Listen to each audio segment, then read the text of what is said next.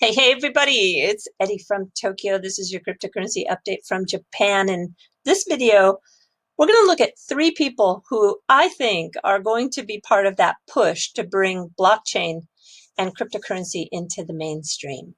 Who you see here is Klaus Schwab. No, I don't think he's one of those people that are going to be instrumental in that push, but he is the founder of the World Economic Forum.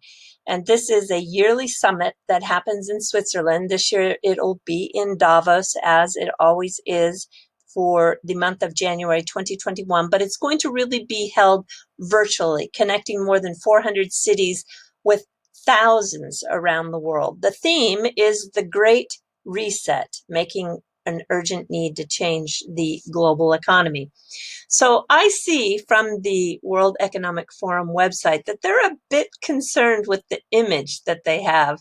They don't want to have this event seen as a place where billionaires tell the millionaires what to do. So last year, they did brag that they had 24%. The participants were female. I don't know if that's something to brag about, but that is what they're bragging about.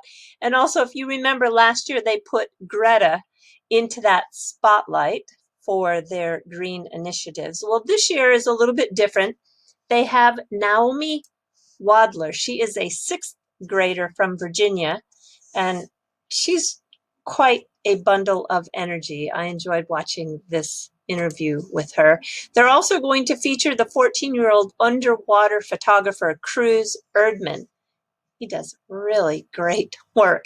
And then Autumn Petlier. She is a 14-year-old from the Manitoulin Island in Canada. She's really been working towards realizing rights for children, and most importantly, she's a clean water warrior. And she won the Children's Peace Prize Award in 2019. She's representing their community. It's an unceded territory for the First Nation people of the Wilkam Kong group, and I think she's going to be a superstar when she grows older. On Wednesday, the World Economic Forum had a panel. And this panel, I think, is just a warm-up to the agenda that is set for January. And I get the feeling that there's a lot of talking heads that do a lot of talking. And I try to understand that moving an entire planet of people to move in sync is nearly impossible. But I guess you have to try, right? And in this attempt, we really need to make sure that there are smart decisions. And I know it's quite a fantasy to think that it would even be close to being perfect, but the panel discussion does show me that the managing director for the IMF, Kristalina Georgieva, I think she's going to be one of these key people. Now, she has kind of a three-prong approach. She wants to concentrate on the health with a forceful approach. That's not really clear in detail what she means by that, but she really is part of wanting to embrace the acceleration of the digital transformation. And she does warn us that there is the risk of having two different economies, those that move forward and those get left behind. And I think she's right.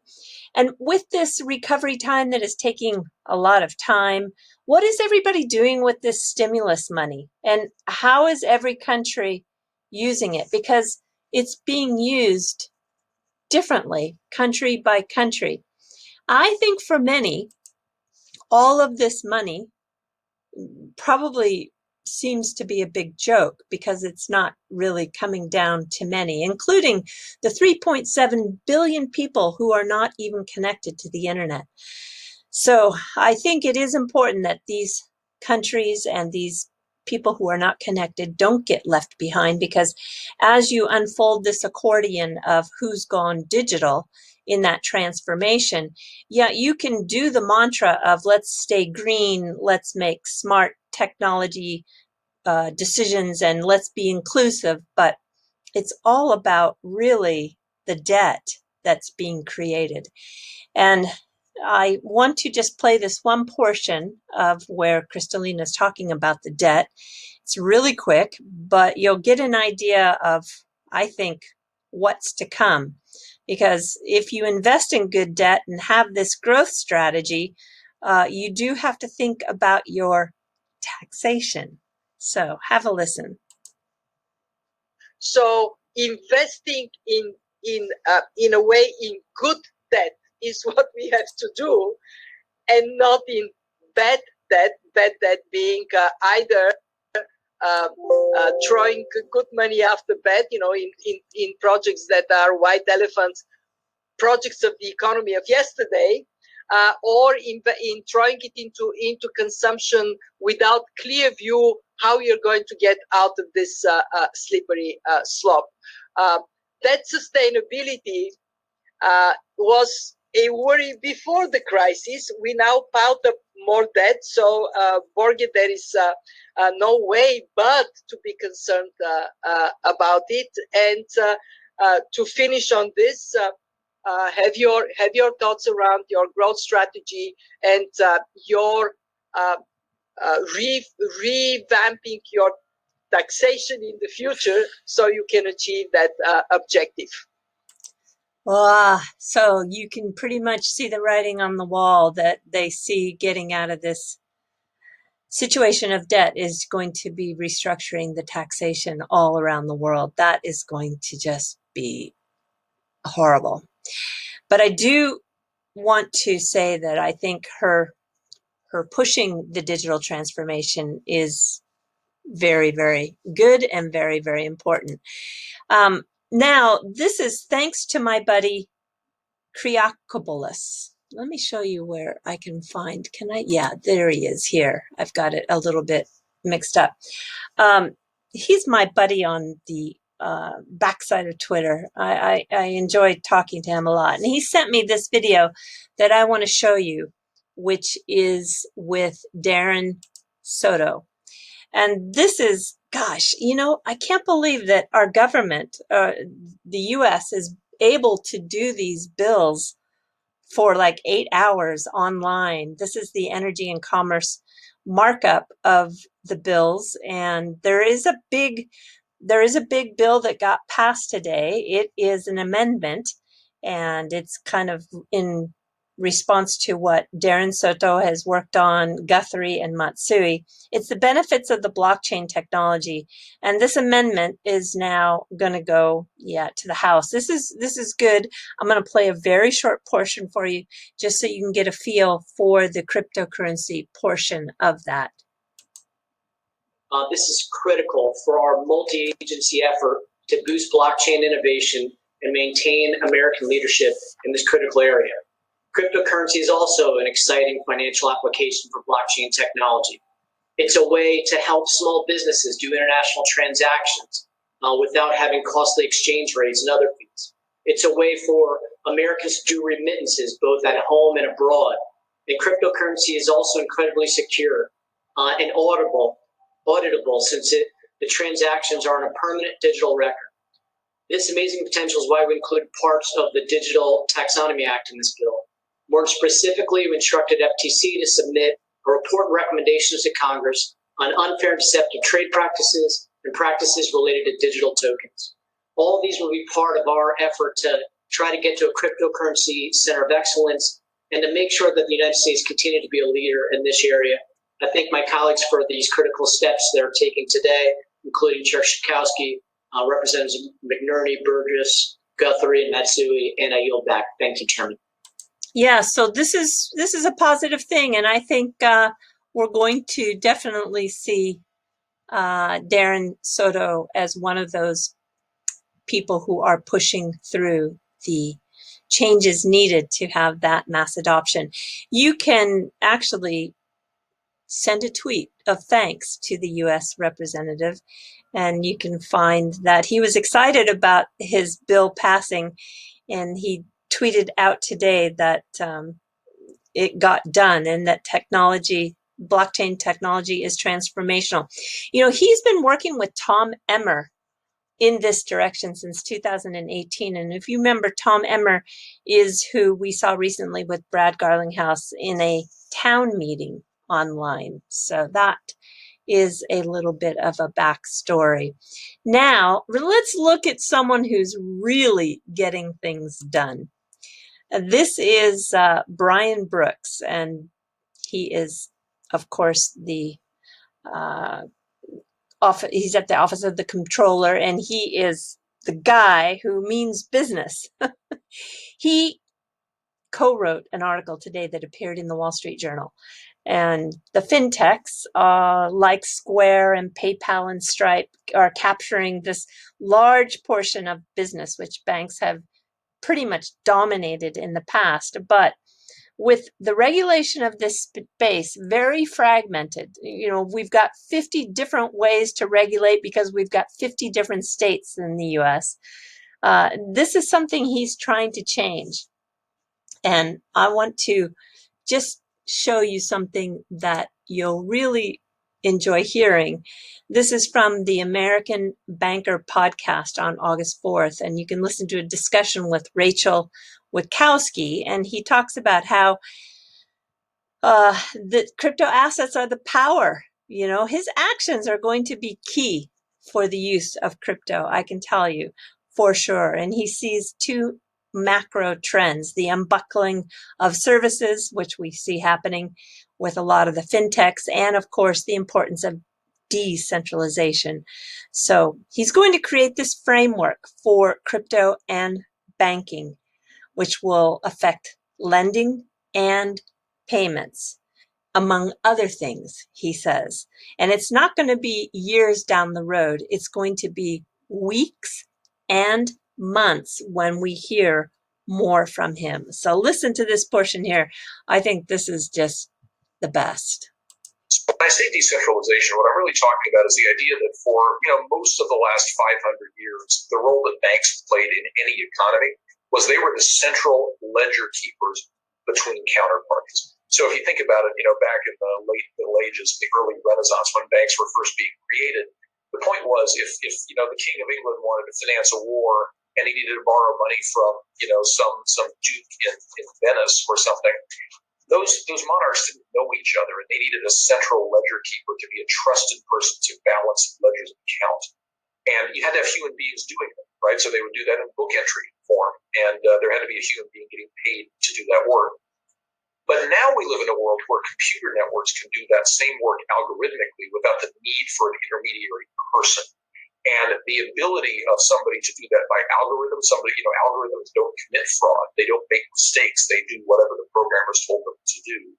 And algorithms can do that for free, whereas banks require being paid in order to show up and do that work.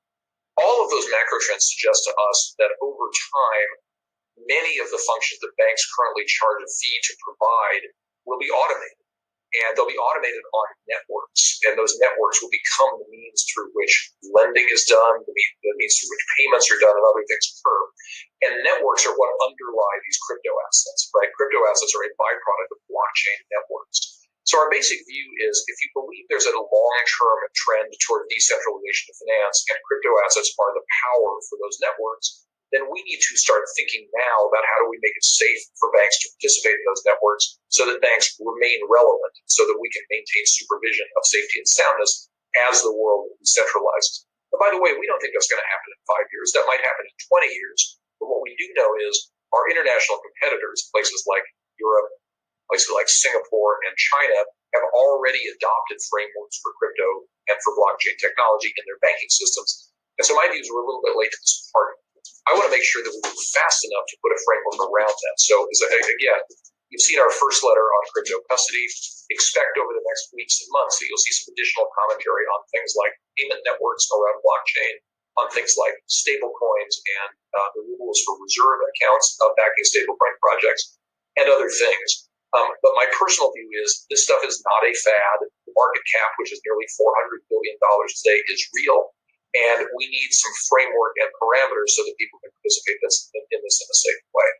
And it's just so wonderful to hear that these different frameworks are coming, and it's going to be in weeks and months. And even if it's just, I think we have been waiting so long that to wait just a few more weeks or just a couple more months, it's going to get really big. I think that Brian Brooks could seriously be the catalyst for what sets this market ablaze. I really do. And this is kind of interesting. Shaquille O'Neal was on CNBC with Brian Brooks, and they are talking about corporate America's role in fighting racial injustices. I think it's just, again, the mirror of where we are going in terms of what is being focused on, and it really is, again, in this tweet that Ripple sent out, they are telling everyone that they are proud to be a founding pledge partner to the board challenge, and achieving equal representation in the workplace is a marathon, but together we can assure D&I are fundamental tenets of building a strong, equitable workplace everywhere. And I think this caught everybody by surprise. And I was, felt like this is like, wow, where did this come from? But I did a little bit of research for this boardchallenge.org, and I did find that there's a lot of information here, including a promotion video that has the Uber CEO and the United Airlines chairman, also the co-founder of Zillow, just a few to mention, that are talking about the strength of having a diverse board. And they are launching this project with 40 companies with the goal to grow to more than 400 companies. And look here on the bottom where you can see that there's different pledging partner levels. You can be the supporter pledge where you just promote through social media. You can be a charter pledge where you support in your community, or you can be a founding partner and pledge. And then there you are going to add at least one Black director to your board in the next 12 months. So this is the founding partner pledge that we saw today that came out from Ripple. And if you go down here to the founding pledge partners, you can see that the Ripple logo is here along with a few others. And then you come down to the charter pledges, and you've got the NASDAQ, you've got the New York Stock Exchange, you've got Upstart, Verizon, Uber, Corning, yeah. And then that's why we saw what we did. All right, everybody, let's jump to a little fluff. So this Sunday, Sumo starts again, the tournaments that happen every couple of months. And this news was a little bothersome. The whole entire stable, which is called a BEA, has COVID. So the whole entire group, 18 sumo wrestlers, all tested positive for COVID, and they have 12 of the wrestlers in the hospital. So that's not good. And it's just, what a shame that they have, been training all this way and get right before the tournament, and then they're all out. So I do wish them well, especially those who are recovering. And then this is an interesting story. I have to just give you the little bits of a setup here. This is the Emperor's Palace that you're looking at. I'm going to guess it's taken from the ministry building. Pretty darn sure that's the building that this one from the window there.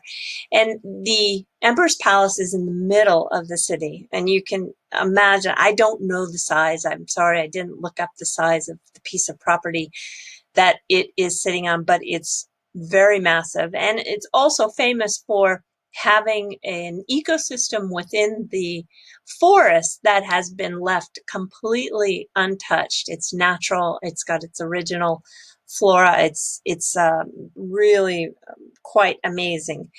And it is surrounded by a moat. Yep, a real live moat. And recently, here's the moat from, I think this is probably Google, right? From above, you can see that in between these two very tall high-rises, right here, there's a house. This is so rare because of the location. This is the business district. There are no houses in this area, but squeezed in between these two buildings, you can see right here, there is an old house. It looks to be built sometime. It's not before the turn of the century, but it's really early Showa era. I'm gonna guess I'm gonna say it is just maybe after the war, so probably built in the late 40s. It could be older than that, but I don't think so. Probably just around that time. It has 9 rooms on the first floor. It's a 2-story, and it's been really left without any repair, and it's needing a lot of tender loving care, which it's probably not going to get because they put the house up for auction, and it is 80 Sumo, which if you measure that out, it should in Tokyo get a price around 4 million US dollars. But because of the location, and because it's just such an amazing piece of property, it's expected to probably fetch somewhere around 8 million minimum. So I don't know. I'm really going to search out what the final auction price is. And it'll probably be a very large developer, and chances are a big office building or a hotel or something like that is going to go in its place. I don't think it's going to be restored. But when I was reading about what happened, the man who built it, his wife was a sensei, a teacher of tea ceremony. So I guess the inside of the house is fabulous. And the daughter inherited it. And of course, it probably costs a lot of money to keep a house like this up to its original condition. But they did talk about how on the inside it had one of these natural courtyards. And I can imagine it looks something like this if it was to be brought up to its original condition. These courtyards, did I say courthouse? Originally, I meant courtyard. The courtyards are very much a traditional part of Japanese architecture for the older style homes. But now, even if you are going to go modern in Japan, the courtyard is still a key element to the design. So I just think that it's one of those fluff subjects for my coil, which I'm going to do. I'm going to collect some of the best examples, old and new, of the courtyards that are part of the Japanese designs. And I think it'll be very enjoyable to look at. And I should have that done within the next day or two. All right, everybody. Yes, do take care. Sayonara for now. Bye-bye.